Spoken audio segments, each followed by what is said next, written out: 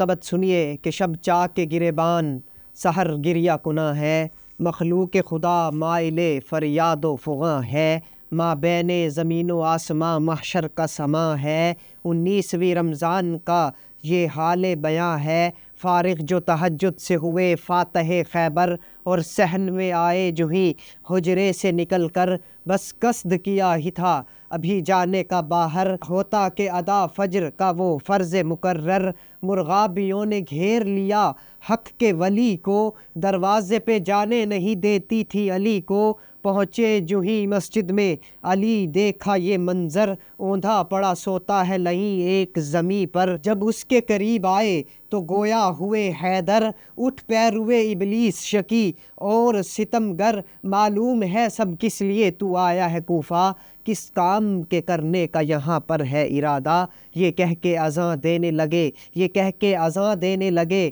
خلق کے مولا، محراب عبادت میں ہوئے زیب مصلی، مصروف ہوئے طاعت رب میں شہ والا، تھی فجر کی پہلی وہ رکعت پہلا وہ سجدہ، تلوار عقب سے بنے ملجم نے لگائی، دو پارا کیا سر کو جبیں تک اتر آئی، سر پیٹ کے کہتے تھے نمازی کہ اے جلاد، کیا کر دیا یہ خانہ حق میں ستم ایجاد، کیا حق کے ولی پر یہ بھلا کس لیے ہے وار، فریاد ہے فریاد ہے فریاد ہے فریاد، اس شور و فغاں کو سنا حسنین نے جس دم، مسجد کو چلے گھر سے وہ چلتے ہوئے ماتم، حسنین نے آلودہ بخوں باپ کو پایا،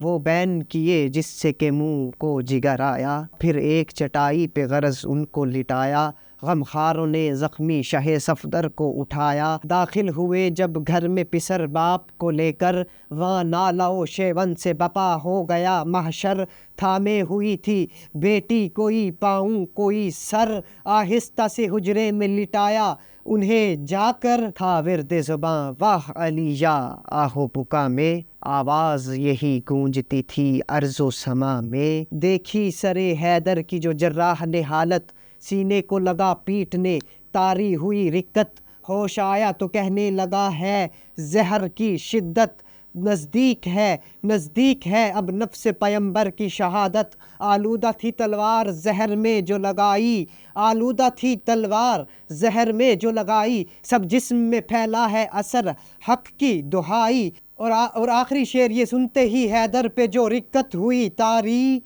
کچھ ہچکیاں اس عرصے میں آئیں کئی باری، زینب نے یہ دیکھا تو رو رو کے پکاری، یوں چھوڑ کے تنہا نہ ہمیں جائیے واری، لوگوں میرے بابا کو بچا لو کوئی آ کر، بچ جائے اگر یہ مجھے صدقہ کرو ان پر، بچ جائے اگر یہ تو مجھے صدقہ کرو ان پر، انا للہ و انا الیہ راجعون۔